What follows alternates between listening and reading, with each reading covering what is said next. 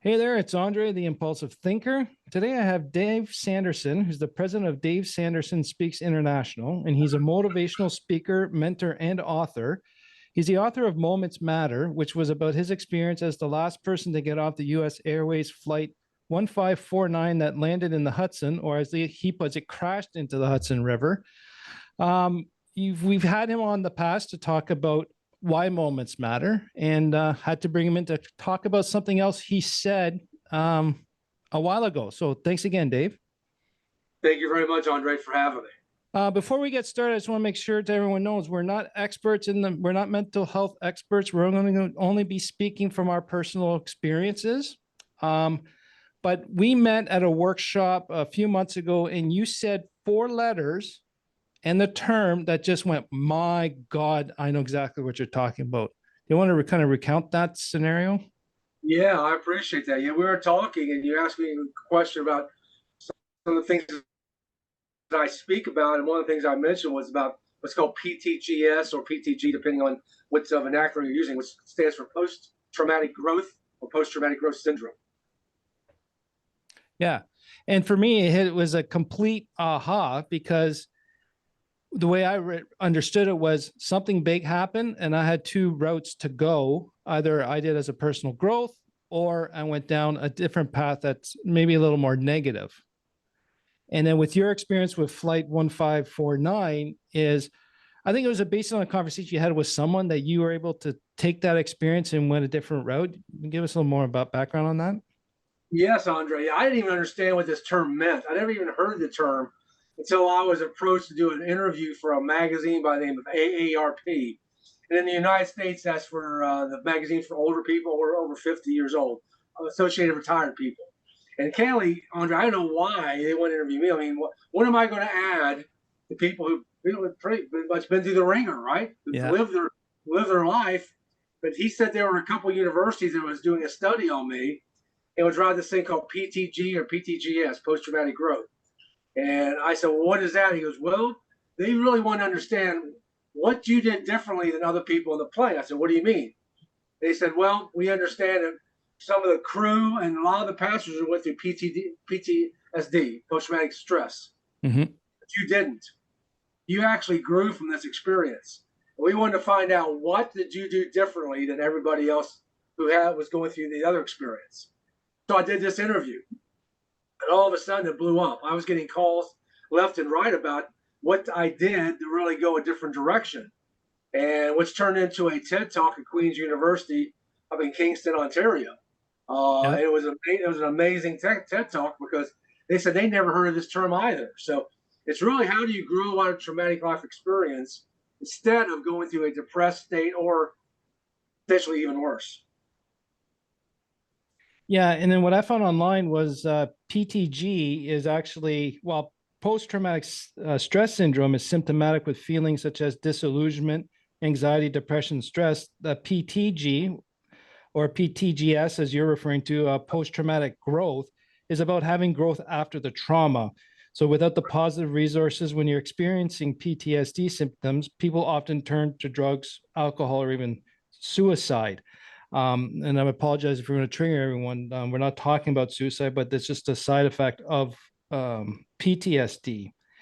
And what was the biggest, when you got that aha moment, when they brought it to you that side, did a lot of things click into place for you? And did it get you to think differently or get back to that moment and do, like, I know when we talked last, everything that happened to you prior to that event set you up for that event. You truly believe that through your core.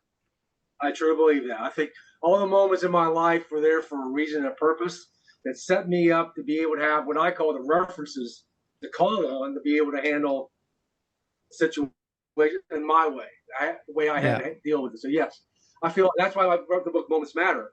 It's really about all the moments in my life that I use certain skill sets from those moments in that day. But then you got the after effect, right? And Right. I think one of the things I found out is, once I had this interview, Andre, they started asking me some questions that, Kaylee, I never thought about. And I was thinking about, okay, what did I do differently? And I was going through some of the scenarios that I did, and all of a sudden it started coming to, it's like, there is a strategy there is a way to grow. And after I did that, I did a lot of speaking, and working with military and first responders who go through a lot of PTSD. Mm-hmm. And I don't know if you know this, but there's 22 on average, 22 service people a day in the United States commit suicide. Yeah. From PTSD. And so it really drove me to see how could I use what the skill sets I learned at least help somebody who may be going through that experience at disillusionment, right? And flashbacks. And I mean, I've had flashbacks, but my flashbacks have been positive flashbacks, right? So, yeah. And we're no way saying that you're better off than anyone else or you're more stronger or way. It's just somehow your brain just kind of reacted differently. Again, we're not experts on this. It's just a conversation because like for me, the biggest connection was I look back with my past, which is more of a complex PTSD background. It wasn't one big major event. It was a lot of smaller ones. And I'm doing a lot of personal piecework around this.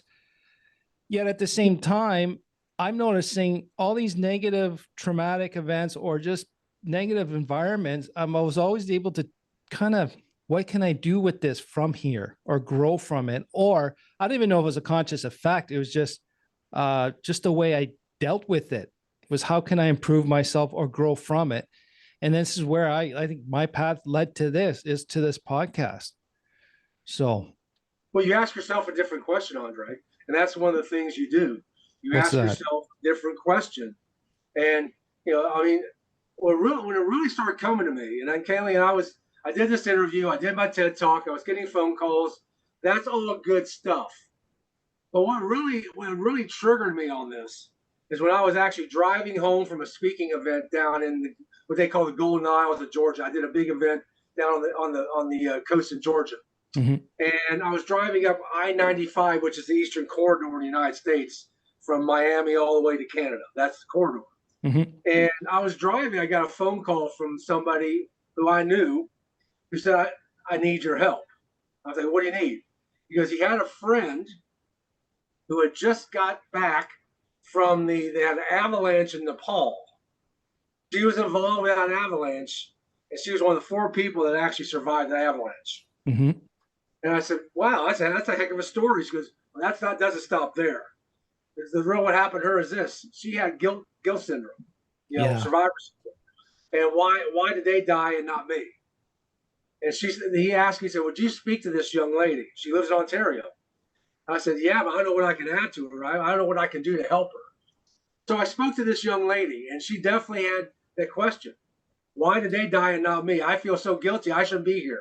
She was in that depressed state of, I don't think she's going to a different direction, but she just couldn't get out of this funk. And so she couldn't go to work. She lost her job. I mean, it was like stacking, right? It just kept stacking. So I said, okay, let me get home and I'll call you back next week. And so what I did is I started doing a little research about Nepal. Yes, it was an accurate story. They had an avalanche. People died. I guess she was one of the people that survived. But what I did, Andre, is I said, what skill sets do I have that I can help this young lady? So what I did is I called a friend in London who had a friend down in Africa, down in Nigeria. And I talked to this young man through my friend in London. And this young man, basically what he did all day long was basically just get water. They had no money. They were impoverished. But he was happy. So I got hooked up with this guy. I asked him if he would do a favor with me. Would he do a phone call with me with this young lady? And I put this call together, Andre. It was a wild call, man. I had this young lady from Ontario who's somewhere cabin up in a cottage in Northern Ontario. My friend from the UK, this young man from Nigeria, and me on the phone. And all I had to ask him to do is this. Just tell her your story. Tell her your story. And the story I wanted him to get out, what she did was, I have nothing, but I'm happy. Right? You're alive. You should be happy. And that was the story. And she started talking, which is the first thing that I shared with people, Andre. that I did to help me start recovering from the plane crash is I went out and started talking, because when you start talking, you get it out of your body. You get it out of your body, all of a sudden it starts cleansing you. So the more you talk, Right. the more you get. That's why psychiatrists want to talk, right? They get it out of your body. So what happened that day was amazing, because she just started telling the story. And the way the call ended was, I said, yeah, what I would recommend is this. You go tell your story to as many people as you can. Why is that important? Yeah. Well, most people think I'm being selfish by sharing my story, but why are you saying to tell your story to others? Why? But number one is you get it out of your body. You get it out of your body, because more what happens is let's look at COVID, a pandemic. What happened to a lot of people, what I saw at least, is yes, there was COVID going on. So a lot of us, I don't know where everybody's at, but here in North Carolina, everybody was locked down. You didn't go anyplace. Yep. Oh, and by the way, in the United States, you had the social justice thing going on. Right. So every day, all you heard is social justice stuff, right? George Floyd and all this stuff. Oh, and by the way, all the police stuff going on, right? Oh, and by the way, we had an election that kept going on and on that everybody was so mad about. You couldn't even talk. So what was happening in the United States is things were getting stacked on people, and they were locked down. They couldn't even talk to anybody. Right. So the first thing I always told people is this is talk. Let's just get it out of your body, right? What's going on? So that's what I did. I went out and spoke the following weekend after the plane crash, and it gave me the opportunity for the first time, tell my story. And was that therapeutic to you? It was very therapeutic, because what happened that day, and if you hear when I share this story when I speak, Andre, what happened that day is when I got done speaking in Canley, Andre, I don't even know what I said that day. Right. I had prepared nothing. I just went in front of 400 or 500 people and started talking. And I had a couple of men who wanted to talk to me, and both of them worked at banks and have people who were on the plane, and that was no big deal. But what happened that day is this to me. And when I was talking to these men, there was an older lady in the back of the room that's watching me, and she caught my eye and walked up and interrupted the conversation. And I didn't know what she was doing, because she grabbed my arm really tight. I'm like, whoa, right? I mean, her grabbing is like, whoa. But she looked me in the eye, Andre, and told me, said this, and this had changed everything for me. Looked me like I said, I was questioning if there was a God. I don't believe in miracles, but your physical evidence there is a God. He does miracles. And she walked away. And also I saw two men cry. And I've never seen men cry in public like this. And what came to me is this: is whatever happened to me, for me getting it out impacted somebody's life. Right. And I said that was the moment for me. That was the moment that I have to do this. This is my direction. So your story impacted someone else for the positive. I told this young lady, I said, you don't know who it's going to impact. It may not impact anybody, but one day you'll trigger somebody, right? And that person will come back to you and never remember you for the rest of their lives. That is why you probably survived this plane crash, or survived your plane crash, or what I call it, what she had in Nepal. Because what happened to me, Andre, is 3 or 4 weeks after the plane crash, I did an interview in Montreal. And it was a Skype interview. I remember it was like yesterday. And we got this interview going, and the guy asked me, the interviewer asked me the question. He goes, why do you think, and this happened right after Continental crashed into the house right next to the Buffalo Airport. That's right. Right after that. And I had a client who was on that plane. And so I was very included on that.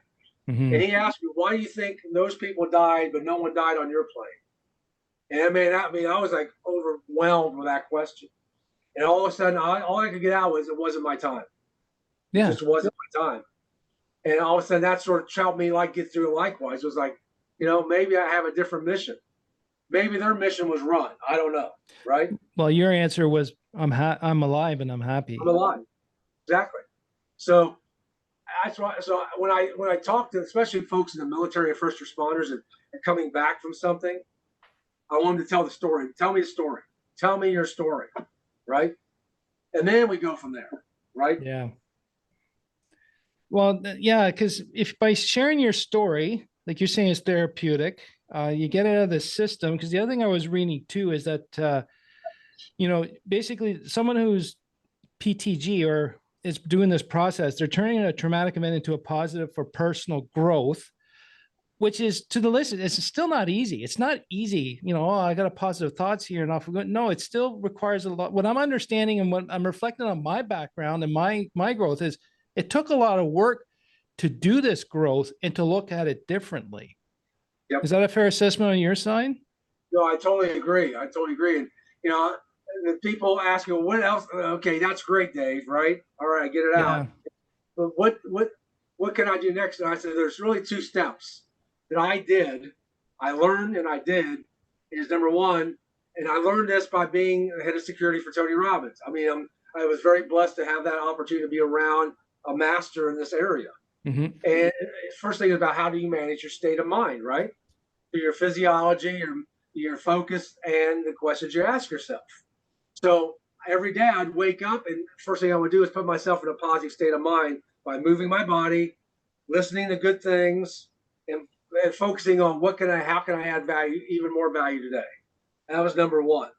And the second thing that I did is, and one of the things I learned is this: the meaning you attach to something produces the emotions in your life, and emotion is your life. Whatever your emotion you're in now, that's what you're living in. So if I can help people change the meaning of what they attach to it, and I'll give you a perfect example. What happened with me about 5 weeks after the plane incident, I was on Good Morning America with other passengers in the crew. We got done with the interview. We were in the green room, and one of the passengers just started going off, started yelling at everybody. I don't ever want to see people again. I hate this. And all of a sudden, I'm thinking, Andre, what's wrong with the guy? I mean, we survived the plane crash. We are on national TV. And all of a sudden, I started judging this guy. And all of a sudden, I realized he lost his job and he was getting a divorce. So the meaning he attached to the plane crash was, my life is devastated. The meaning I attached was, it turned out to be a blessing because now look at all the things that have opened up in my life. So, yeah, and that has a lot to do with experience. Like, you're right. We judge people with these outbursts, but no one really asked the why. So his scenario was, maybe he could have had a positive growth out of it, but divorce, loss of jobs, everything piles up, like you were referring to before. Right. Everyone has a limit. And one thing I learned out of this, one thing that I really hone in on people is the biggest learning I had out of the plane crash was, don't judge people too quickly. Yes. I mean, because one of the things that I love about Marvel movies, if you watch Iron Man or Thor or Captain America, whatever you watch, they always tell you the backstory, right? Yeah. They get you up to how, and that's why I realized everybody's got a backstory. And what you just said is totally accurate. Until you know somebody's backstory and what they're going through, you have no business judging them. Yeah. They may be going through their own personal hell, right? Yeah. So, go ahead. So I said, so the meaning you attach to something produces that emotion. So if I can help people change the meanings they attach, then now we're leading down a pathway to hopefully helping people start thinking about this in a different way. Yeah, and I think that's where you were saying before, just maybe asking a different question. So why it happened to me? Why, how can this event help me help others? Or, like for me with type 2 diabetes, to me, it was like, I can be sad, I could be upset, pissed off at the world, and just take the pills and just keep doing what I'm doing. But I took it as a sign of the body going, dude, this is the last time I'm going to talk to you because you're not listening. That's right. So I just went, well, time to listen. And I went that way. That's right. So there's a few things you also mentioned, how the transformation, I don't want to use the word transformations, but the different ways you looked at things. And it really reminded me that based on this paper that I was reading, and I'm going to put these references I'm talking from in the show notes as well. Like there's 5 fields of traumatic growth. That's relating to others, which you did. Yep. New possibilities, talking, speaking, and you sharing your story is transforming other people's lives, impacting them. Personal strength. I know we talked, I went close to a year ago, whatnot, I forget how long, but you're not the same person. I also notice right now a lot more growth in you. You've done, and then spiritual change, which I think it's almost, that's a no-brainer. And like you also alluded to, is an appreciation for life. Be happy, you're alive. So those are the 5 fields. Great day. Yeah. Every day above ground. I say that every morning. Every day above ground is a great day, right? So you put yourself, at least start your day off in a positive mindset, right? Yeah. And that's not easy to do.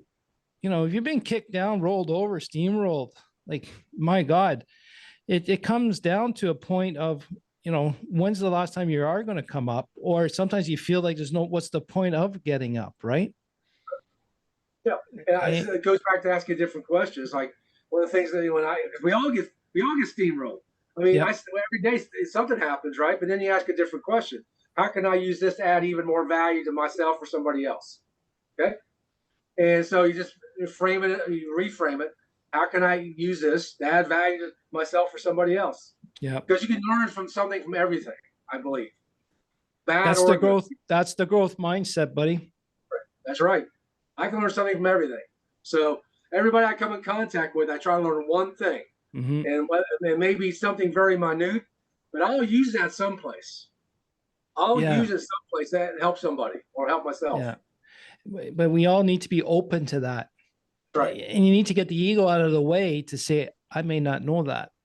Or Yep. I take my ego out of it so I can learn something that I thought I knew. Yeah. Listen, well, if I'm the smartest guy in the room, something's wrong. Well, I look at Yes. it. I Yeah. do not want to be the smartest guy in the room. When That's you're what we learning. talk about, who, not how, right? Yeah. This Yeah. is who, not how. Now I've learned this. This is one of the biggest transformations of my life. Mm-hmm.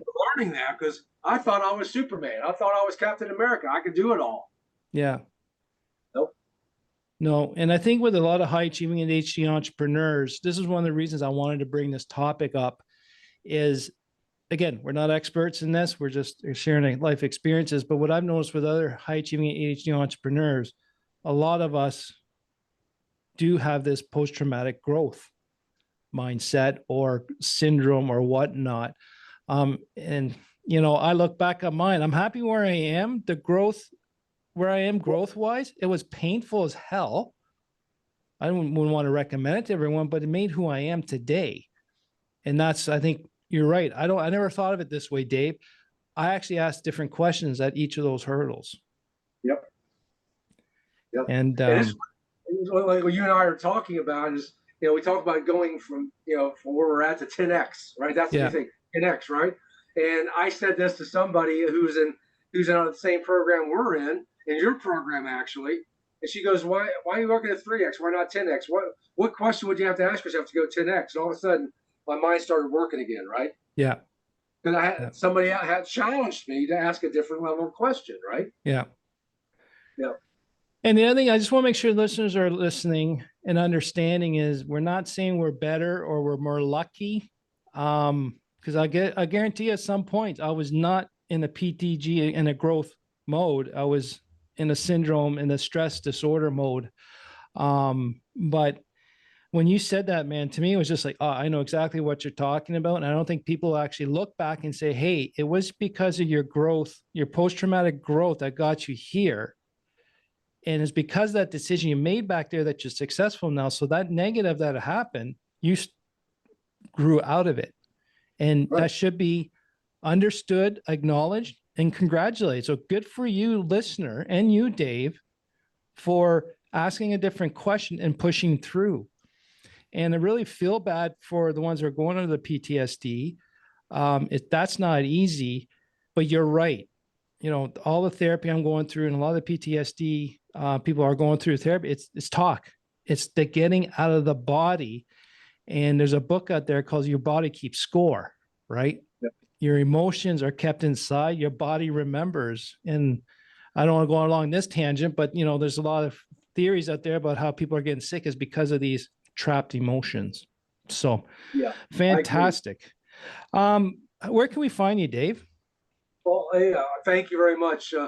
Every a couple ways. Number one, if you want to check out my content every week, I put a blog out on LinkedIn at David Sanderson on LinkedIn, or if more information at DaveSandersonSpeaks.com. We put all of our stuff and our information, ways you can contact me. If you'd like for me to speak, because I do. This is a hot topic right now, especially what we all went through. Yeah. And I mean, no one got a hall pass through COVID. Mm-hmm. Right? No one got a hall pass. We had Everybody no had choice. something happen Right. to them, right? Yeah. So, Yeah. so if there's anything I can do to help support somebody's mindset, love to have a conversation, right? Just have Yep. have a So we'll conversation. have all the information in the show notes, and please plug your new magazine. Yeah, well, thank you for mentioning that. So last year I was approached and I was like, who am I to have a magazine? But what I realized is this: people love magazines. I can Yep. share my content in a different modality, right? Where Yep. people can have it either digitally and I can help other people expose their content. So I can now spread their content and help other people likewise. So my magazine is called Moments Matter, the magazine. If you go out to my website at davesandersonspeaks.com, go to the magazine section, you can go out and download it for free. Or if you subscribe, I'll send you a physical copy every quarter. It's a quarterly magazine, and I'm really honored and proud of this because it's I get to share content for people that are really truly have cutting edge thought processes, really around leaderships. And what we always target, Andre, is this: I always ask everyone who contributes, find a moment in your life that was that moment Yeah. that triggered you to take that next step, that leadership next step, whatever field they're in. And it's amazing to hear some of these people's stories. It is. And listening to yours is also amazing. And thank you for sharing. And I want the listeners to understand that post-traumatic growth, it's a reaction or a form of mental protection for our mental health. I think it's also a tool for that too. And I believe most high achieving entrepreneurs have not suffered, but experienced PTG. And just to make sure it is harnessed in a healthy manner, because I think it could also be overdone as an overprotection. And then also, I think you might lose, that over positiveness about not wanting to deal with the reality. I think there's a fine balance there. And I think from your story and from my experience, I think it's a fine line on the fence. I think I can go on either side of the fence depending on the situation or my mindset and growth. But I know for me, Sharon, like you said earlier, tell your story, talk about it, tell the story, get it out of your body. And it's also therapeutic. And Well, Andre, you're right spot on. I think that fence is amazing because one of the things I learned is, see things as they are, not worse than they are or better. yeah, See things as they are so you can start making those educated judgments, those educated, strategies to be able to go forward. Too many people see it worse than it is or better than it is. And right. both of them are wrong, right? See it And as it is because that's reality, right? right. And by saying that, see things as they are, yeah, I'm also tying what you said, meaning attached to an emotion. So if you try and remove the emotion to see how it is as it is. Sorry, see things as they are. If you Yep. take the emotion out, you can deal with more of the reality, the real, while the emotions can cloud a lot of that stuff. That's right. That's right. So, and to final thought here, you are alive and be happy. Love Yep. that. And for the listener, what is your story? And I want you to tell me. So please send me an email with your story. I'd be gladly help to share it. And then if it's might even be on the podcast to share your story, because like Dave said, he's impacted a lot of people. People are telling me now that I'm impacting their lives. And you know what? It's one hell of a therapy session for me. So thanks again, It Dave. always comes back. It does come back around tenfold. Yeah. Thank you for having me today. All right. And to you, the listener, thanks again for listening. Take care.